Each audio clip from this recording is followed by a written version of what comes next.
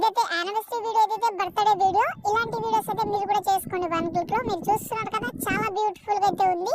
Interest గా ఉంటే video కొంచెం డీటెయిల్ గా ఉంటది కాబట్టి ఎక్స్ప్లెయిన్ చేసిన తర్వాత మంచిగా చేసుకోండి.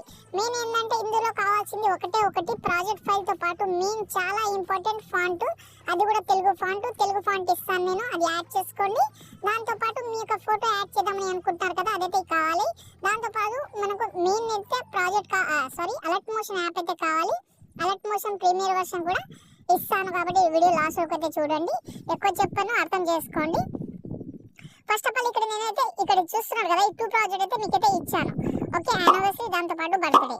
మీకు ఏదైతే కావాలో అదైతే ఇంపోర్ట్ చేసుకోండి. మీరైతే అక్కడ నుంచి ట్రై చేయండి, లింక్ కింద ఉంది.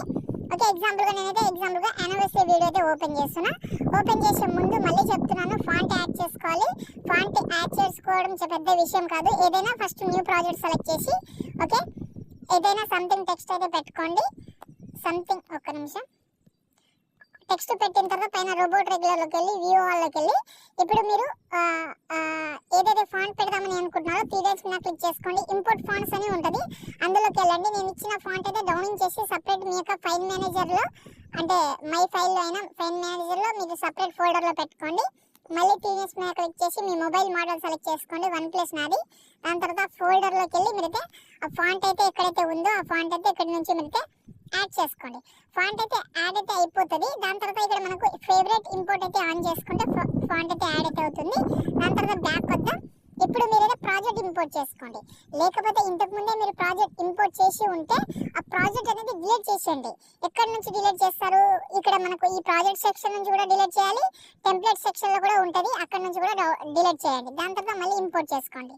ఎగ్జాంపుల్గా యానివర్సరీ ఓపెన్ చేసిన, ఇక్కడ చూసుకుంటే మనకు యానివర్సరీ అయితే కనిపిస్తుంది. ఇక్కడ మనకు టెక్స్ట్ అయితే ఉంటుంది, టెక్స్ట్ చేంజ్ చేసుకోవచ్చు మీరు. దానికోసం ఏం లేదు, కింద మనకు గ్రూప్స్ కనిపిస్తుంది, గ్రూప్ 3 అని. దాంట్లోకి వెళ్ళి ఓపెన్ చేస్తే ఇక్కడ మనకు గ్రూప్ 2 మళ్ళీ కనిపిస్తుంది.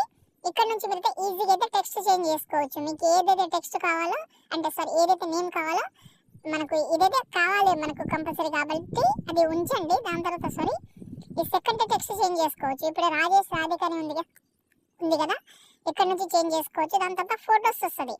ఫొటోస్ కూడా చాలా సింపుల్.